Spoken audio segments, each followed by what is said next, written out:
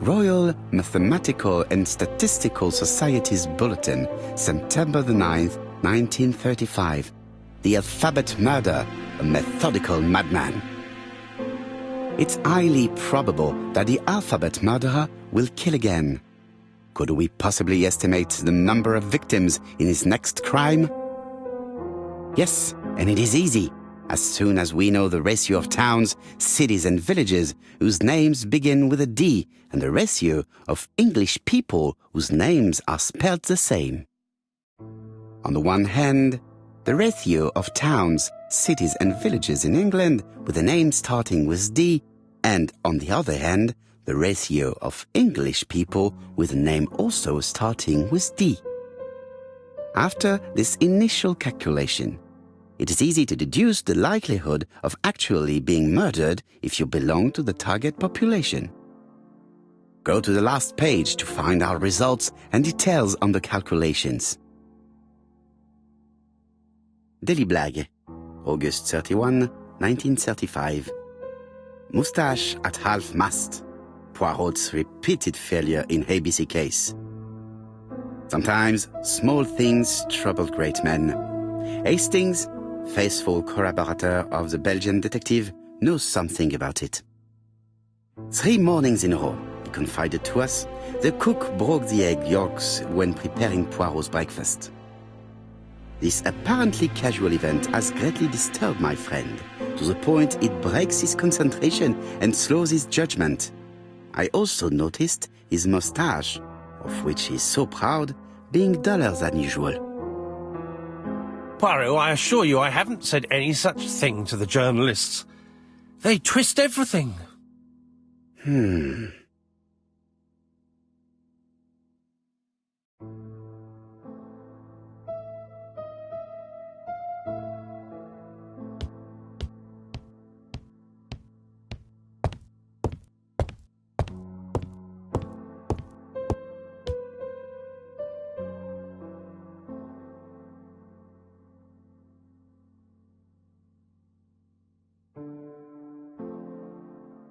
Churston, Devon, population 500 inhabitants.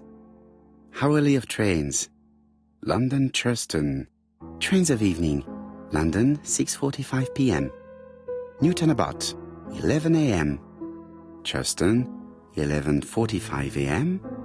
London, 11:45 p.m. Newton Abbot, 6:08 a.m.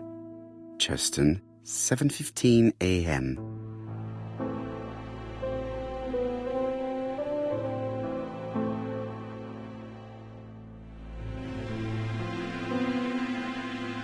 Hastings' photo album. He is very proud of his bag.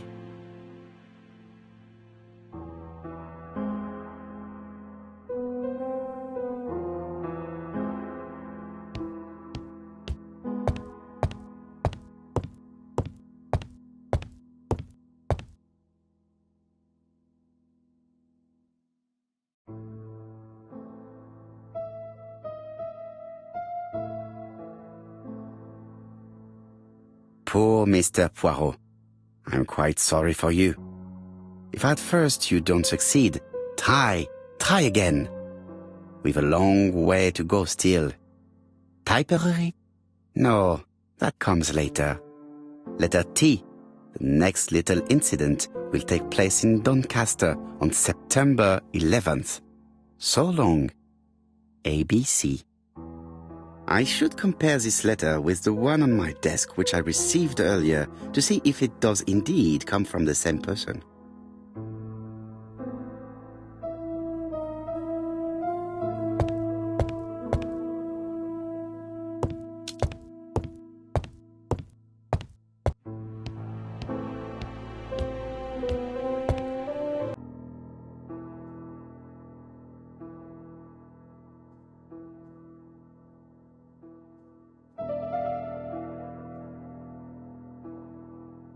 Let us examine this more closely. Certain characters in the 2 letters may have similar defects. Yes, this I is weird. Right, let us compare this with the other letter. Yes, the I characters in the two letters do indeed have the same defects. I have to find some other similar defects to confirm my theory. The W is not printed properly. Right.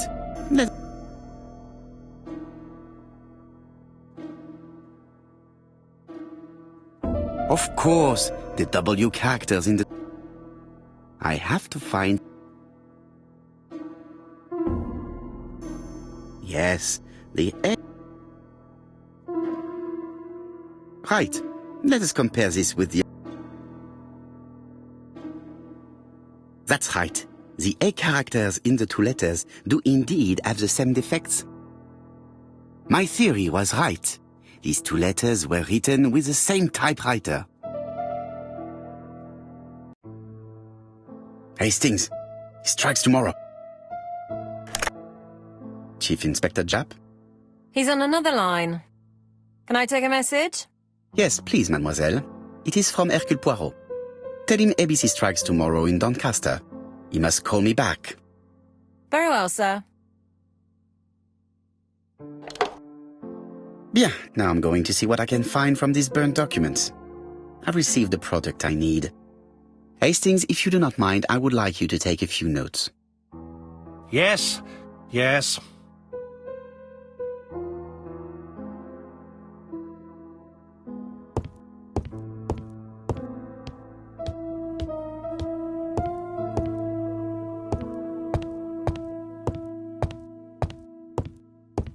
Now, down to work.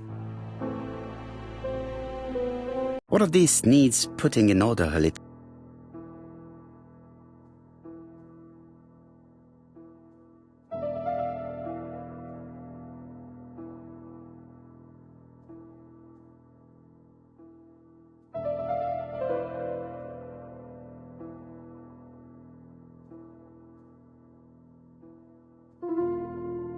This page will be reconstructed in a flash.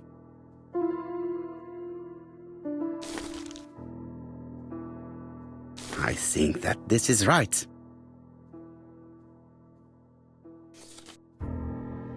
This page is finished. That's done. 3.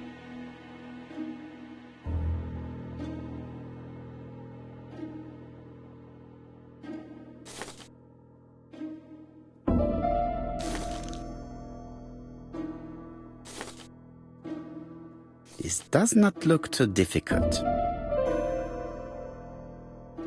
This page is finished. And that's 2 done. It's easier than I thought.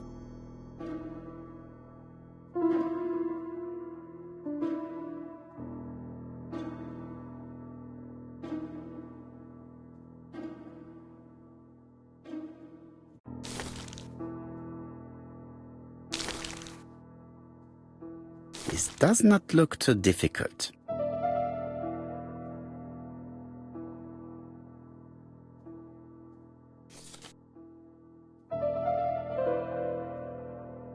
This page is finished. Only one more. Keep going.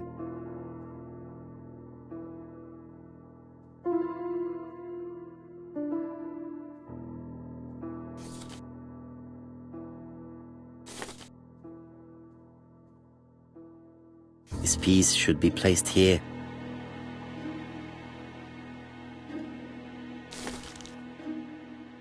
This page is finished.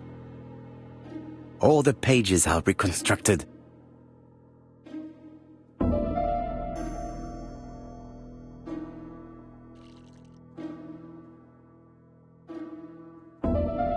The cloth is now soaked with solvent.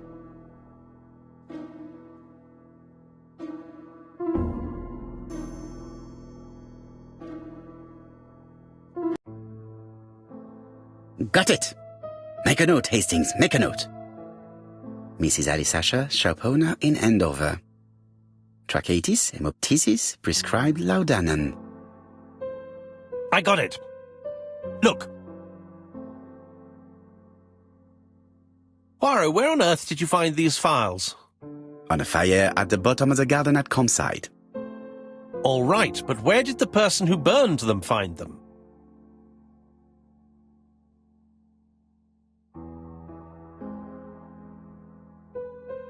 Alice Asher, shopkeeper in Andover. Tracheitis, hemoptysis, chronic cough with lots of... Betty Barnard, waitress in Bexhill. Chronic bronchitis, causing dysphonia. Advised to stop smoking. Alexander Bonaparte Cust. War wounded, mustard gas and head trauma.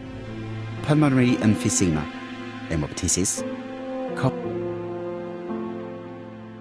Dick Dudley Dunbar, owner of the Black Swan Hotel in Doncaster.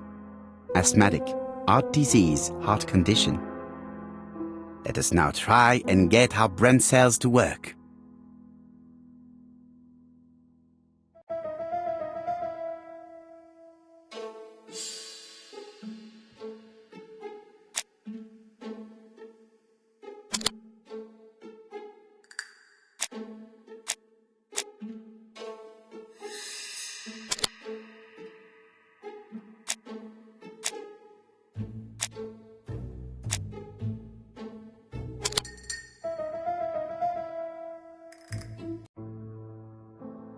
The burned documents are medical records, and without a doubt they come from Clark's archives. First of all, because all the patients have throat conditions. And secondly, their name starts with either A, B, C or D, and it is precisely the files that match these letters that have been tampered with. But why burn these files? How come the names of the two victims appear on them? And who are the two other patients? These are very good questions.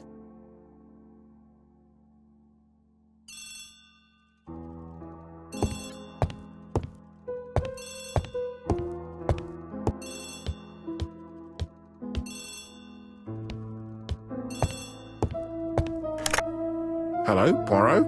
Any news, Chief Inspector? You wanted a stocking seller? We have one.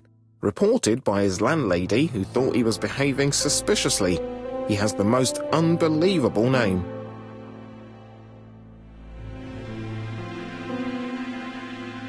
Alexander Bonaparte Cust. Yes, Alexander Bonaparte Cust?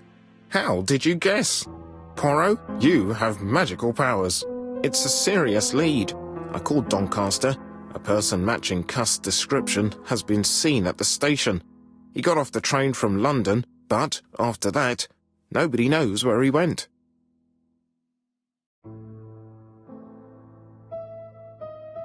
Look for him at the Black Swan Hotel.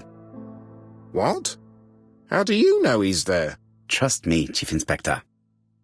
You appear to be very sure of yourself. Very well. I'll call the Black Swan straight away. The owner is going to get a shock when he learns that there's a murderer under his roof.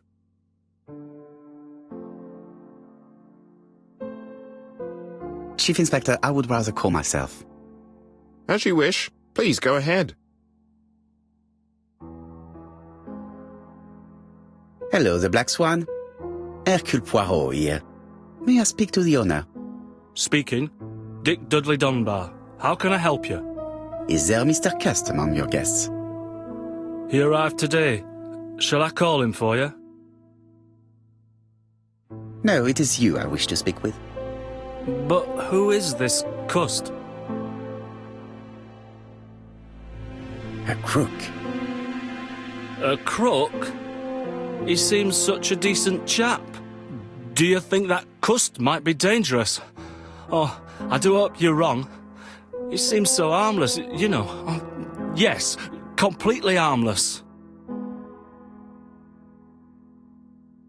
We must not overestimate the danger.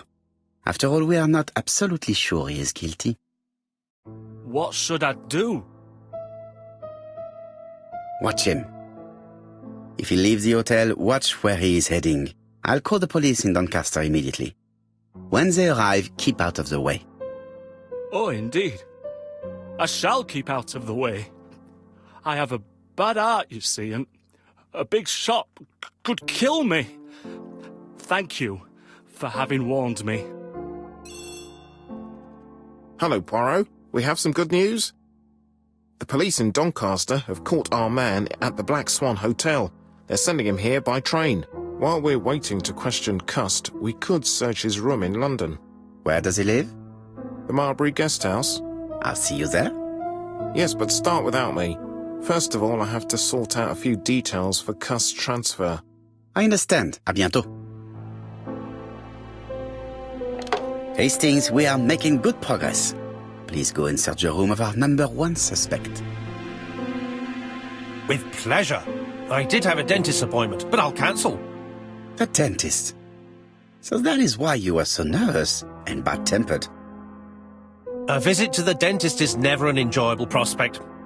But an unavoidable one. Go to your appointment, Hastings. I will manage on my own.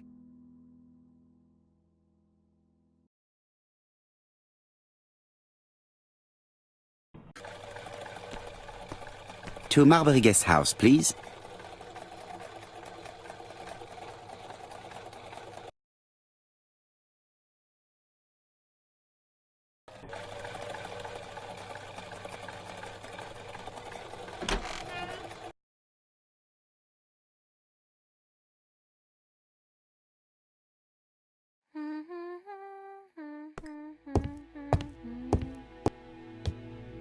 How do you do? You must be Mr. Hercule Poirot.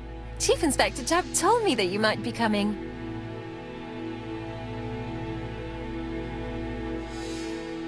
Madame, you may be of valuable help to me.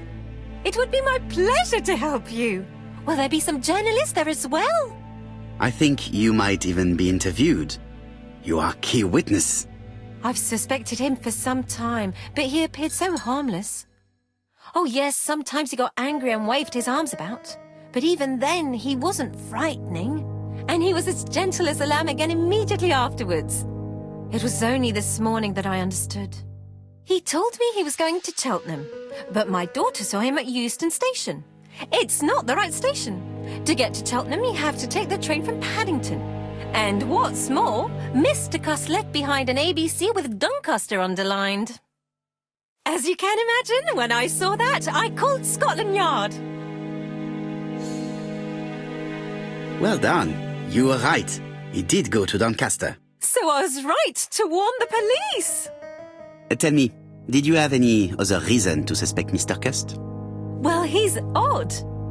Sometimes he coughs really loudly and complains that his throat is burning, and sometimes he talks to himself and stares into space. He told me that it was because of a wound he got in the war. His head hasn't been quite right since, he said. And then he was in Churston when that millionaire got murdered. I found his train ticket when I washed his coat. He didn't want me to wash his shirt. He washed it himself. But I did see big brown stains on it. Do you think it was blood? Well, when I saw them, I thought, look, he spilled his wine or his soup all over himself. But now that I think about it, well, they did look like blood. Cust used to travel for his work. Is that correct? Oh, it wasn't for pleasure. He was always unwell on trains. But he had to sell his stockings around England. I have to respect my engagements, he used to say. Do you know where Cust was at the time of the murder in Andover and Bexhill? On June the 21st and July the 25th? No, I don't know. That was a while ago, you know. But surely you keep a register. It won't do you much good. Mr. Cust rents his room for the year. If he goes away for a few days, I have no reason to make a note of it. Ah, I remember one thing. Bexhill's by the sea, right? Indeed, it is a large seaside resort. Well, as it happens, at the start of July, Mr. Cust asked me to repair his bathing dress. Suspicious, huh? Very interesting. Please continue. I also forgot to say that he started buying newspapers that talked about the case. When did he start buying the newspapers? Let's see. I think it was just after the millionaire's murder in Churston. He didn't seem all that interested before that. That will be all for now. I'm going to take a look at his room. Take the key on the counter.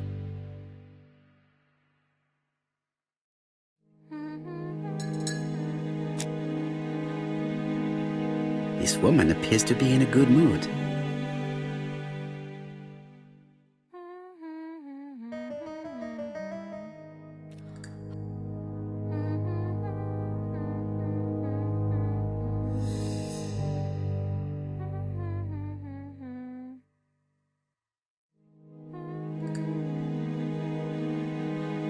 I really would like to help, but I think I've said all I have to say.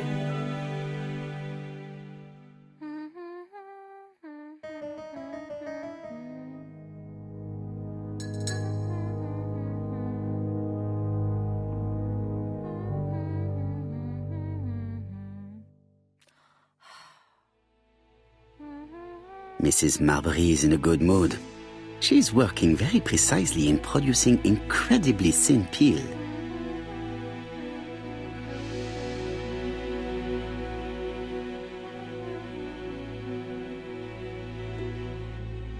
It looks like I've found the real master of this house.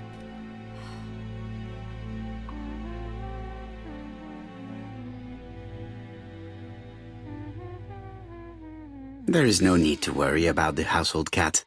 I'm sure that Mrs. Marbury lets it do what it pleases.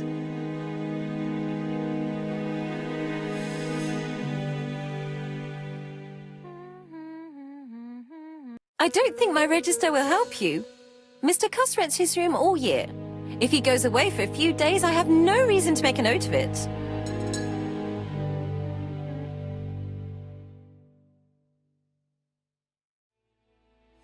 I don't...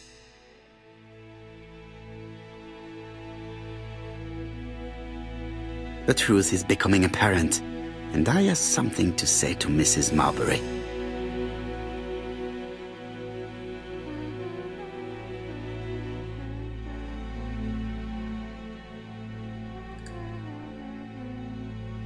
I have something to say to Mrs. Marbury.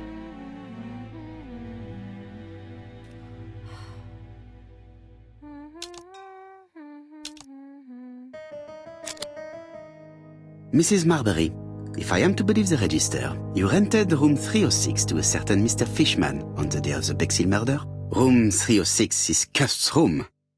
Can you explain yourself? Yes, I remember. Just for one night as a favor. Mr. Cust was away, all my other rooms were taken, and poor Mr. Fishman had nowhere to go. It doesn't matter, provided that you remembered to change the sheets. Oh, do you think so?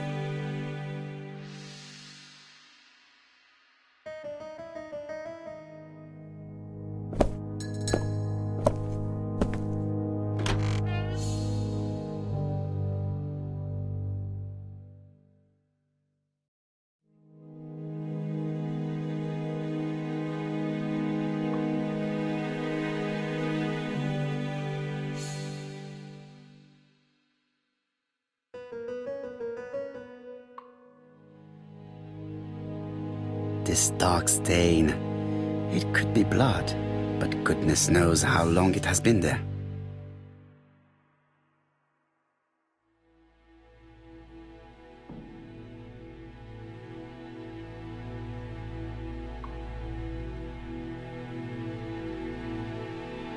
Laudanum Cameron's Chemists. Laudanum, a medicine for coughs. It is what Dr. Clark prescribed for Mrs. Asher. This subject would probably be useful to me.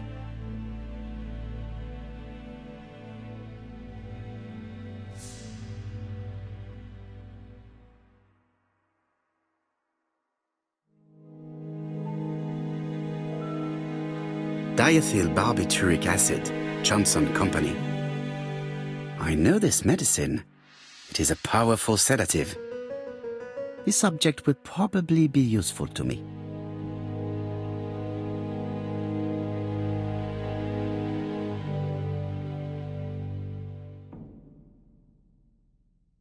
How awful. This place is a real mess.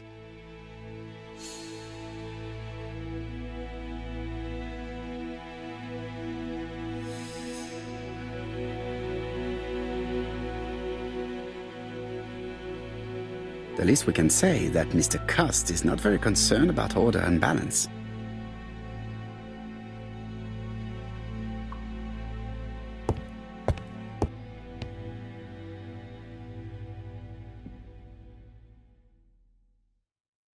John Milligan, Managing Director, Silky Legs, Frederick Street, Leicester. To A.B. Cust, Marbury's Guest House, 1935, May the 21st.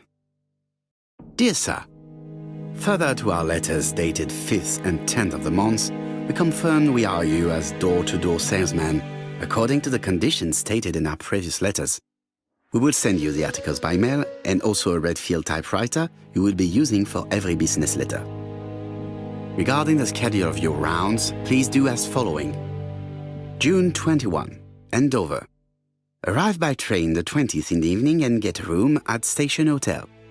Start your turn in the north part of the town. This letter establishes that Cust went to Andover, but the ink has hidden the destinations of his other trips. I know from Mrs. Marbury that he went to Churston. I just have to show that he went to Bexhill, and I will have proved that he was present at all the crime scenes. Did Cust drop it when he opened the window, or was it Mrs. Marbury while she was cleaning? I have to get the ribbon. How am I going to do it?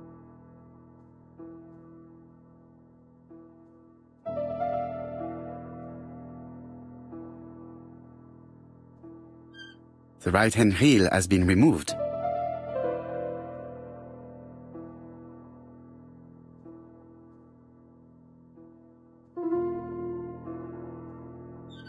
The left-hand heel has been removed.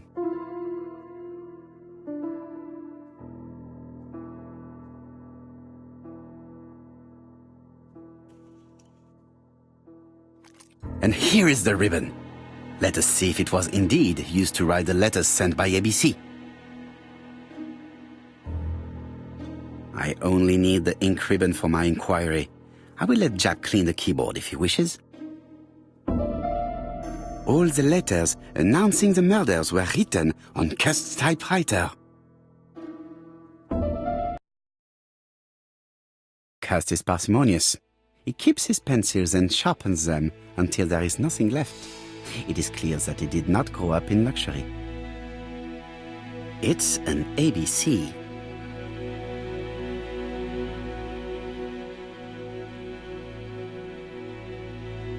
A long-bladed knife. A murderer's weapon. This object will probably be useful to me.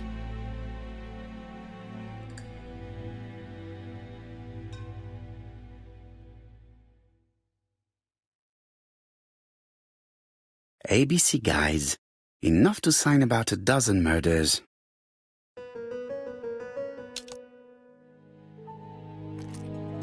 This knife is very useful. Who knows? Maybe it never cut anything other than string. Stockings. Stockings.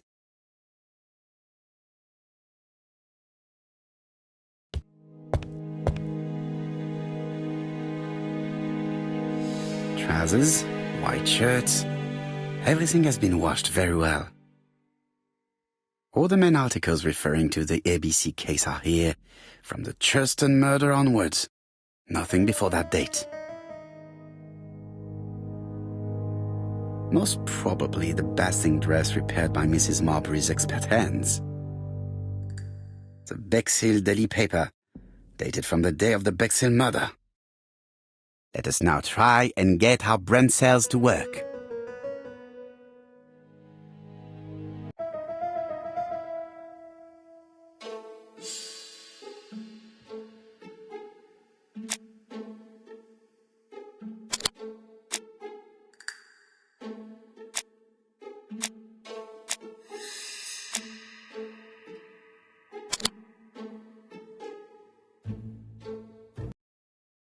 The register shows that Cust did not sleep at the guest house on the day of the murder.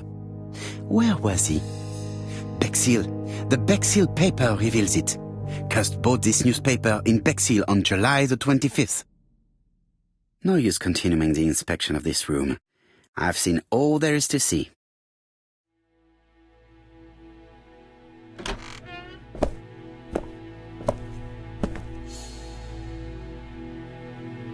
Goodbye, Mrs. Marbury. Thank you for your help. Bye. Ah, Chief Inspector. I was about to leave. Good evening, Chief Inspector. Welcome. please excuse me. I must go to the kitchen. I'll leave... I'm sorry I'm late. I've spent ages with the Doncaster police. And you? I have established one fact. On 3 occasions, Cust was at the scene on the day of the crimes.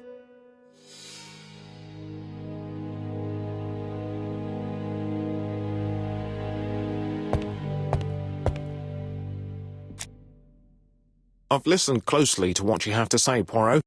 For me, there's no doubt Cust is guilty. Do you have any element that might prove the contrary? That is what we're going to look for. Let us now try and get our brain cells to work.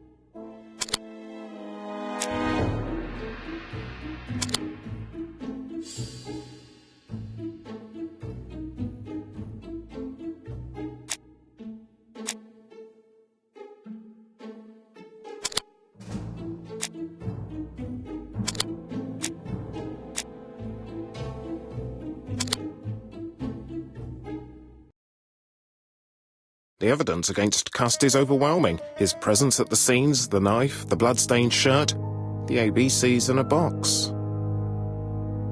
C'est vrai. However, the blood Mrs. Marbury saw on Cust's shirt may have been his own. According to his medical records, he suffers from hemoptysis. The murderer cut Sir Carmichael's throat from behind, and the blood spurted outwards. You would expect the murderer's shirt to be stained on the sleeves, not on the buttonholes. Yet we see quite the opposite. You would expect the murderer to keep the newspaper articles about his crimes. But Cust's collection starts in Cheston, as if it discovered the case rather late. I agree it's troubling, but it doesn't change my mind. There's small details that we should be able to clear up by questioning Cust. When can we talk to him? Doncaster is sending him to us on the first train. Are they questioning him already? He says he can't remember a thing. It's plausible. Doctors say he suffers from absences and amnesia. Mrs. Marbury has confirmed this.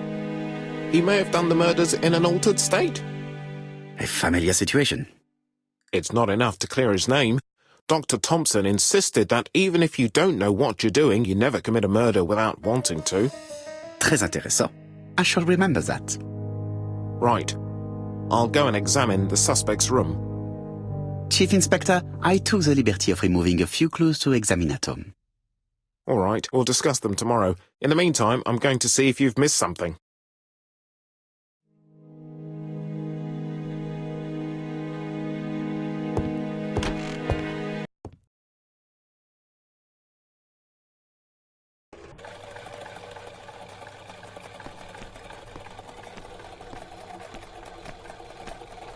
To Scotland Yard, please.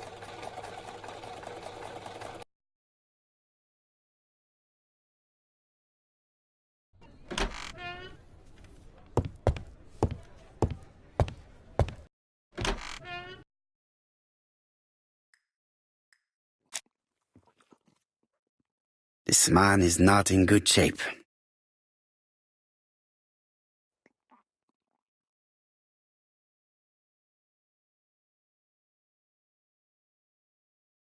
He is worried and very tired, and other police have been hard on him.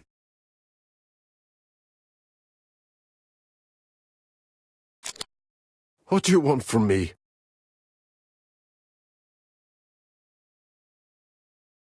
Good day, Mr. Cust. I am Hercule Poirot. Ah, you're the detective. Why did you send me a letter before each crime? Why all these questions? When are you going to stop pestering me? Très bien. You did not hide these letters. But the question remains, who did? Probably one of my enemies. I have many. I do not believe that you are capable of murder, Mr. Cust. I hope not. You suffered during the war. It's true. I was wounded. I suffered. But the army was the only place I didn't feel inferior. No questions. Just orders to follow. But ever since you were wounded, you have absences, bouts of amnesia. And headaches. Professor Clark treated you. Yes, a few years ago he really helped me with my burned throat. Of course, you never considered killing a doctor who took such good care of you. No, never. You were seen at all the crime scenes. Yes, I was. I travel a lot, but not for pleasure. I am terribly unwell in trains. But I had to respect my engagements. My employer gave me very precise written instructions about the towns I had to visit. Let's see. The company you claim to work for, Silky Legs, has never heard of you. And as for these letters they sent you, they were written on your own typewriter. The company sent me the typewriter when I started working for them. Yes, but the letters were received afterwards.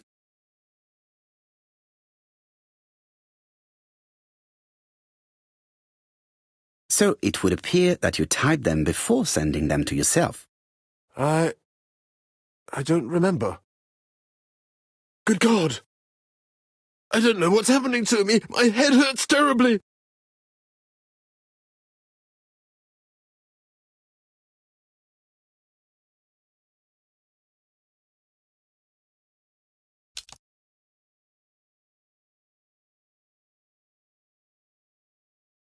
Laudanum, a medicine for coughs. It is what Dr. Clark prescribed for.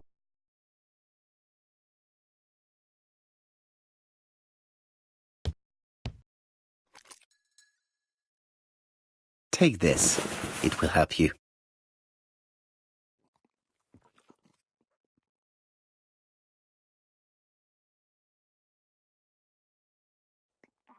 Oh, I think I'll be fine. Let us see, Cust. Look at me. You know very well that you committed these murders? Yes, I know. But I'm not wrong in saying that you do not know why you committed them. No, I don't.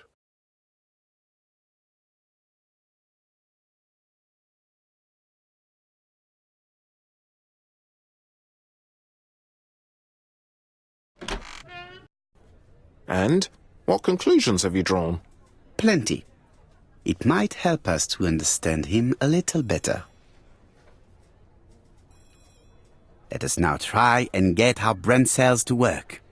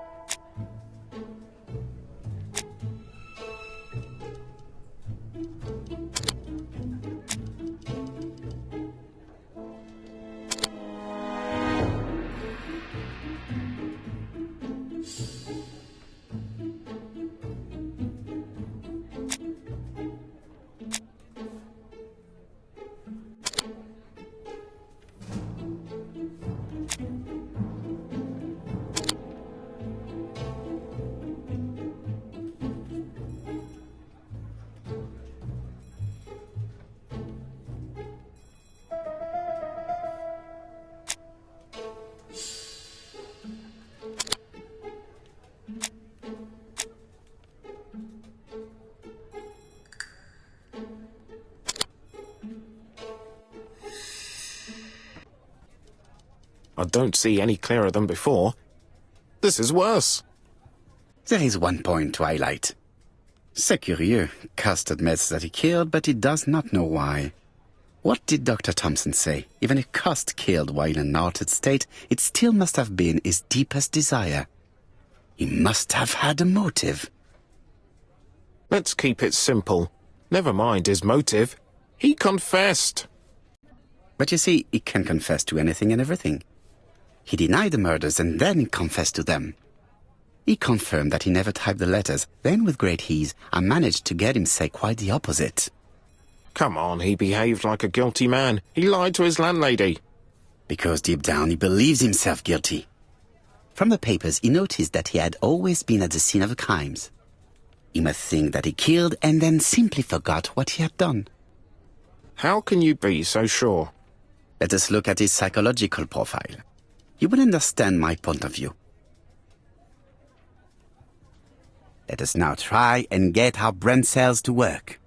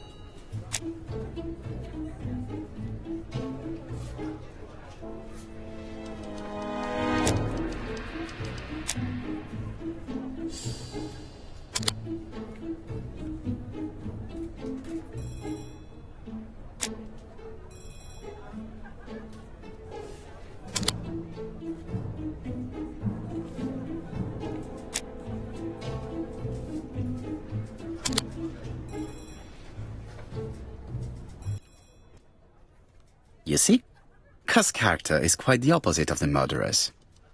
But if he's a madman, can we really talk about his character? You know very well that our murderer does not behave like a psychopath. Apart from the signature, there is no ritual or repetition in the choice of victims. Very well, you're right as always. So we have no confession, no culprit, no suspects, nothing. And all that after 2 months of inquiry? What should I do? Have faith. Just give me 24 hours.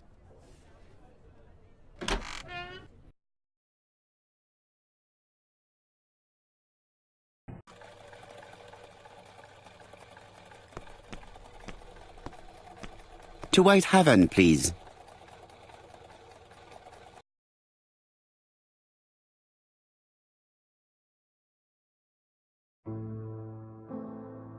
Cust's arrest is a great success for you, Poirot. It's all clear now, except maybe 1 or 2 details. Details. Ah, mon ami. The devil is in the detail, as we say. Excuse me? Patience, Hastings. Everything will be clear once our guests arrive.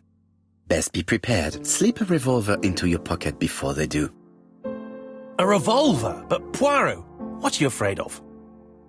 Trust me. It is important you carry a weapon for this meeting. I will lend you mine. What about telling me what you have in mind? Surtout pas. You wouldn't be able to play your role. Wait 1 moment, I will bring you my weapon.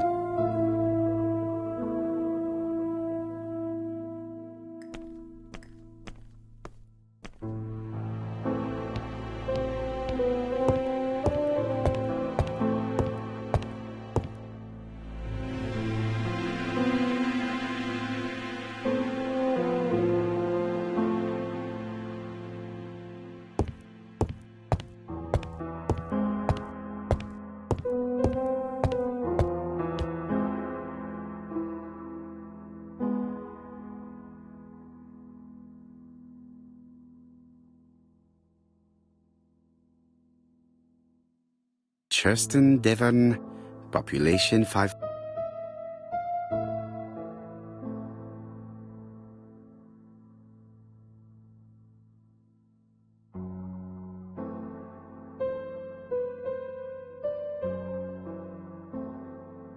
Hastings photo album.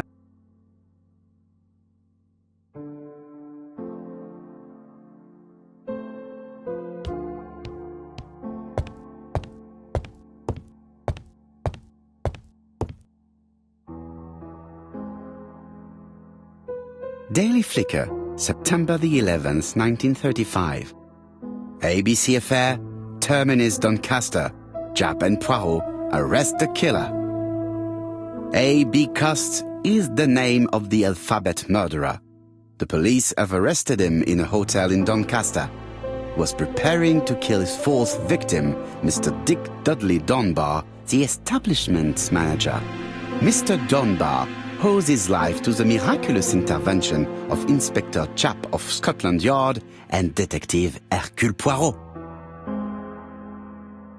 The Lancet, September 11th, 1935. General Medical Journal. The alphabet murderer is not psychotic, according to Professor Thompson.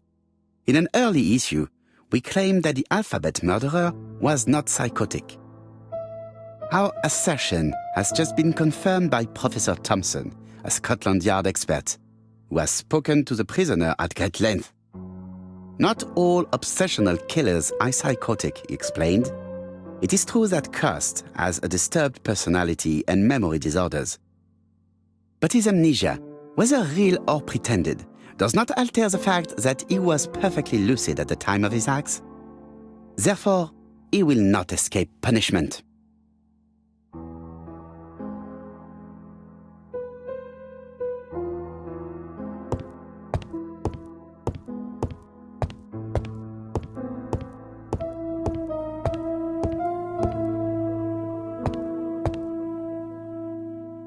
The white ammunition are blank cartridges. The others are real bullets. The revolver is loaded with blanks. I still have time to choose real bullets. The revolver is loaded with blanks. I still have time to choose real bullets.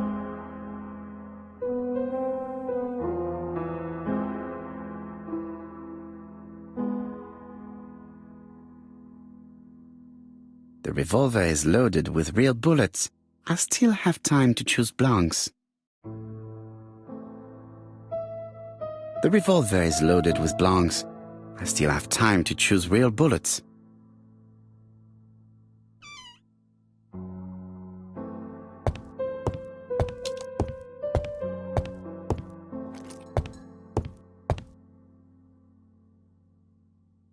Voila, I entrust you with my weapon. It has hardly been used, it is almost new.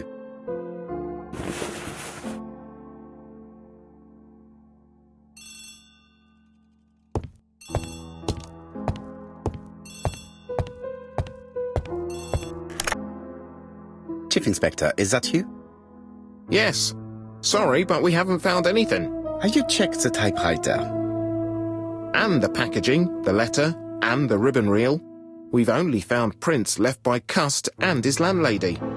Well, never mind, I shall make do. So, are you still going to hold your meeting? Of course, Chief Inspector. I can hear my guest coming up the stairs. Why have you brought us here, Mr. Poirot? Since Cust's arrest, I thought it was all done and dusted. Miss Gray formally identified him, as well as Miss Barnard. Yes, and the stockings he saw drove the same brand as the ones found at my aunt's. This is all true. However, a case is not closed if some questions remain open. And one question is, why did the murderer send me his letters? Why did he challenge me, Hercule Poirot? Perhaps he wanted to play with you, to taunt you. Xenophobia? Maybe he didn't like you because you're foreign. I may be wrong, but maybe by provoking you he was looking for glory? All these theories should be studied.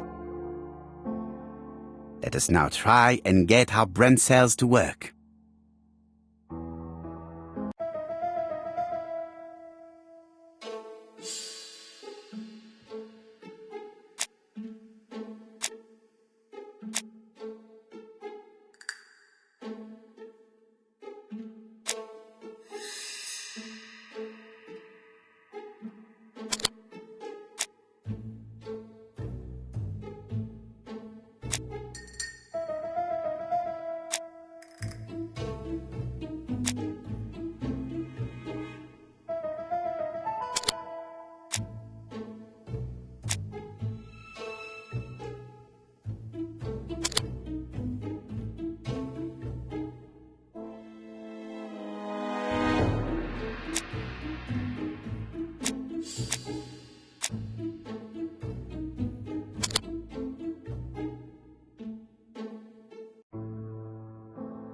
Is everything clear now? You might like to explain your reasoning again. Of course. First of all, remember that the murderer made it a rule to always post his letter before the murder. He never digressed from that rule. However, in Churston, he encountered a problem. The village has only 500 inhabitants. With advance warning, it would be easy to arrest him. Therefore, the murderer delayed his letters deliberately with the wrong address.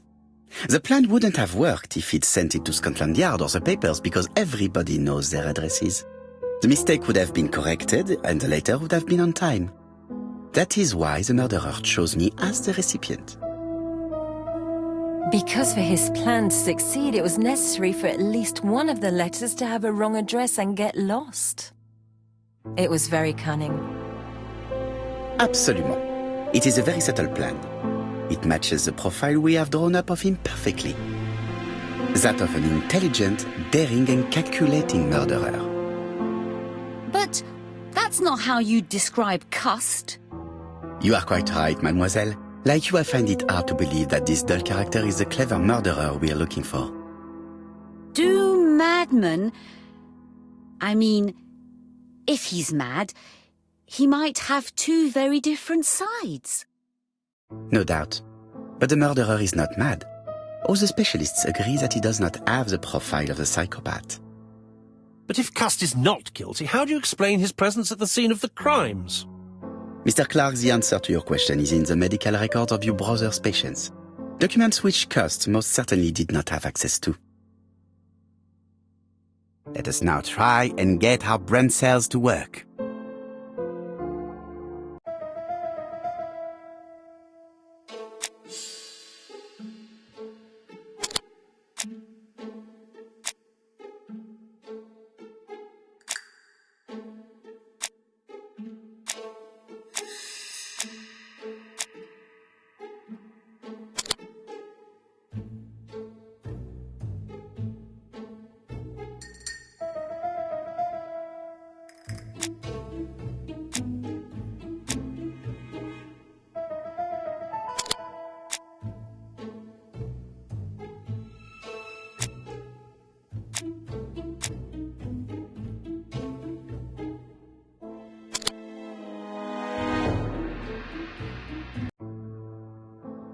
Dr. Clark's patients' records provided a very useful list of potential victims, sorted by alphabetical order.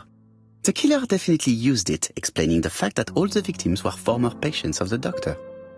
It is this fact that clears Cust once and for all, because he never had access to these records. So how did he happen to be at the scene of the crimes? Either the murderer sent him there, or Cust was following him closely. Cust's highly suggestible nature leads us to the second hypothesis.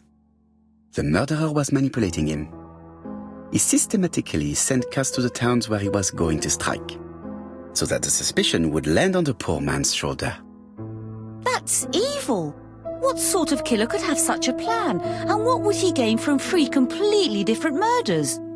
Indeed, it seems unlikely that the same murderer committed all the crimes. What should we take from that?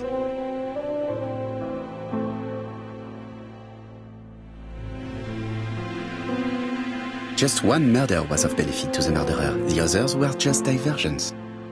On reflection, there is only one conclusion. The murderer killed once out of interest and twice to divert our attention. This reasoning points at 2 potential culprits. Franklin Clark. Donald Fraser? Yes, mademoiselle. That's good thinking. Mr. Fraser may have killed Betty out of jealousy. Mr. Clark may have killed his brother in order to inherit his large fortune. Both have a motive. But Donald did not have access to Dr. Clark's records. Please allow me to disagree with you, mademoiselle.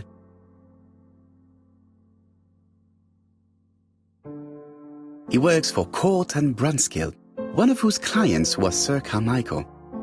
It doesn't prove that I went to Comeside. You could have done it. And you may have used the opportunity to take a look at Sir Carmichael's records. You think I'm guilty? You or Mr. Franklin Clark? That's ridiculous. Both of you have a motive. The question is, which of you has the profile that most resembles the murderer? Let us now try and get our brain cells to work.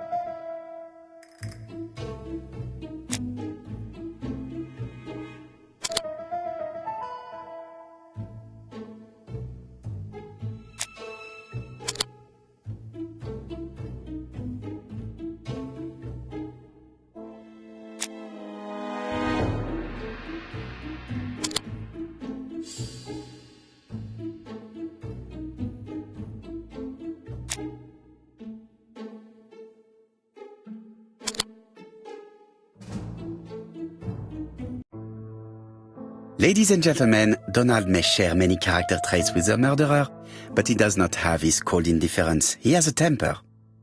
It is hard to imagine him planning anything. Also, jealousy is his motive, and crimes of passion are rarely planned. Right, I suppose it's my turn to be subjected to the same scrutiny. Absolument, Mr. Clark. Let us now try and get our brain cells to work.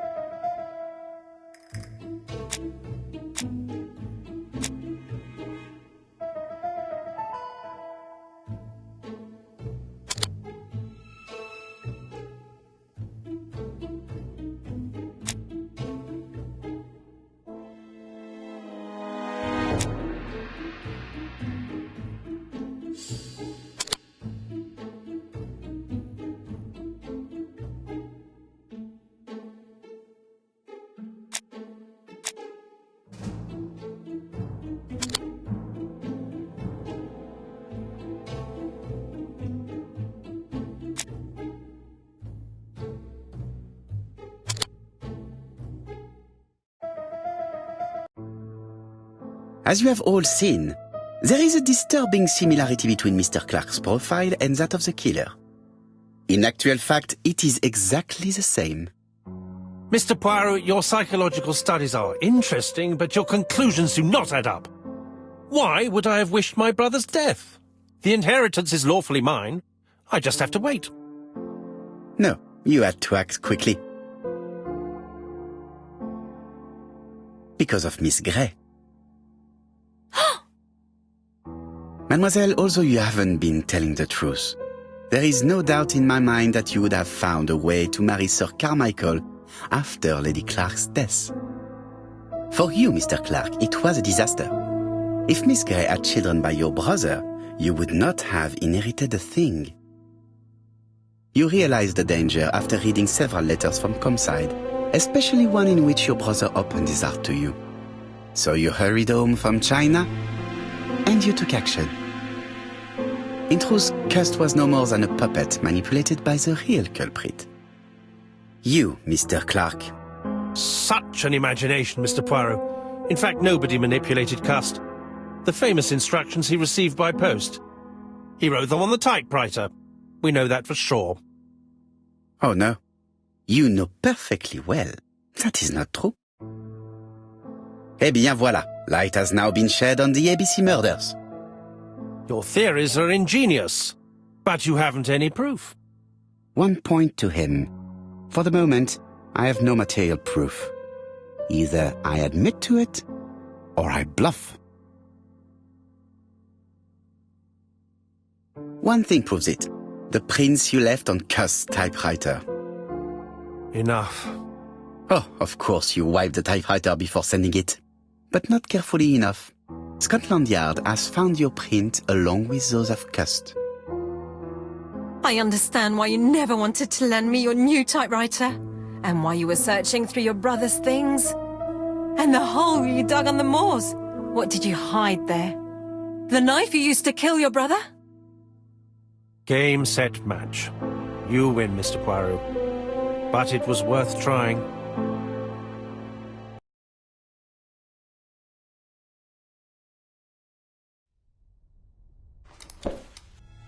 Don't come near me! I'll never let you take me, Mr. Poirot!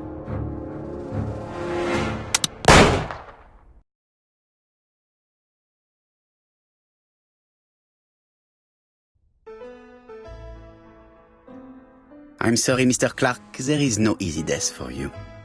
I expected your reaction, so I used blanks. I'm sorry, mademoiselle, but your second chance has been lost. Franklin Clark will never inherit his brother's fortune.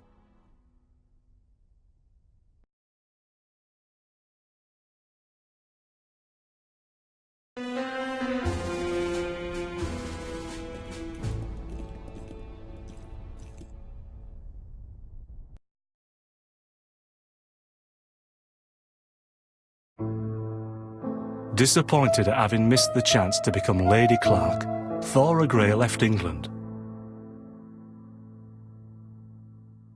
Donald Fraser and Megan Barnard married. On Poirot's recommendation, Mary Drower started to work for Lady Clark. The elderly lady's condition suddenly took a turn for the better. And a few months later, to Dr. Logan's great surprise, she was back on her feet again.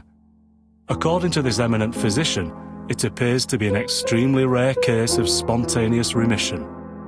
Lady Clark has enjoyed very good health ever since.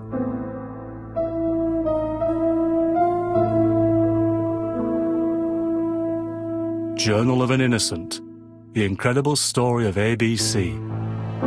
As for A.B. Cust, after being advised by Poirot, he made a great deal of money by selling his story to the press. And as for me, and with business booming, the Black Swan has become the #1 tourist attraction in the whole of Yorkshire, even more popular than York Minster.